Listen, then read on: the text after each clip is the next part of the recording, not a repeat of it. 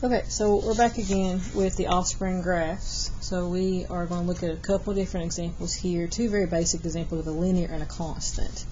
So if you look at example number 5, it's going to be a linear function. So linear just means line, and so it's going to be a diagonal line. And what I've done is I've taken the parent function, which usually goes right here through the origin. Parent function usually is this diagonal line right here through the origin. So if I dash that line here, we're taking this parent function and we're doing something to it with this 4. Now notice that there's nothing inside with the x, so there's no h. So that means I don't go left or right any at all. I don't move this point right here, left or right any at all. There's no h value. But notice there's a k value. This k value says I take this point and I go up 4.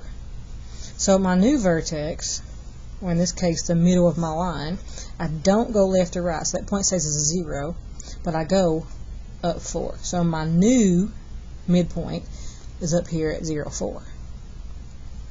So on my table, I'm plugging in x values around 0. Well, here's my 0. X values around 0 would be -1, -2, and then 1, 2. Because we know at 0 we get a 4.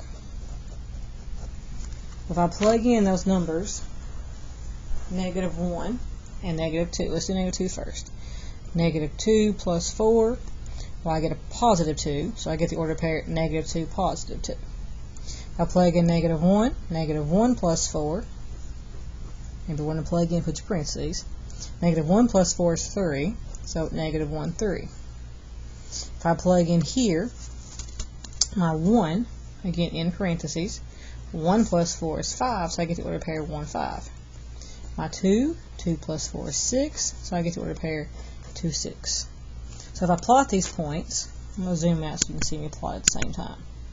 If I plot these points, -2, 2, -2, 2 puts me here, -1, 3 puts me here, 0, 4 here, 1, 5 is here, 2, 6 is here.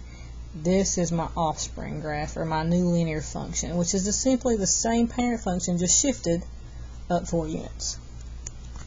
Okay, this is linear. That's a linear function. Now, down here, I'm going to zoom to where you can see this. Down here, this example number 6 is not linear. Example number 6 is a constant function. The difference in a linear and a constant function is linear is diagonal. A constant function is not diagonal. A constant function is horizontal. Okay?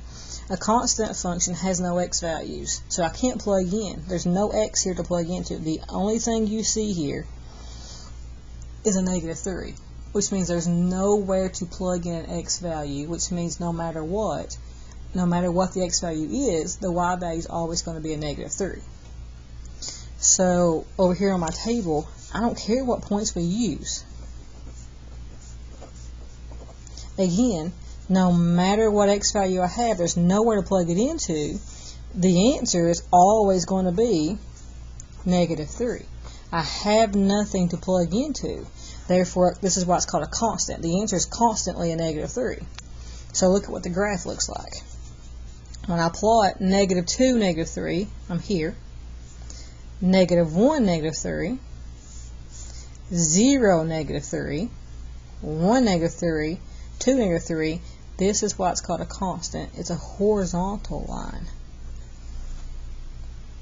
So it's very important offspring that you need to remember.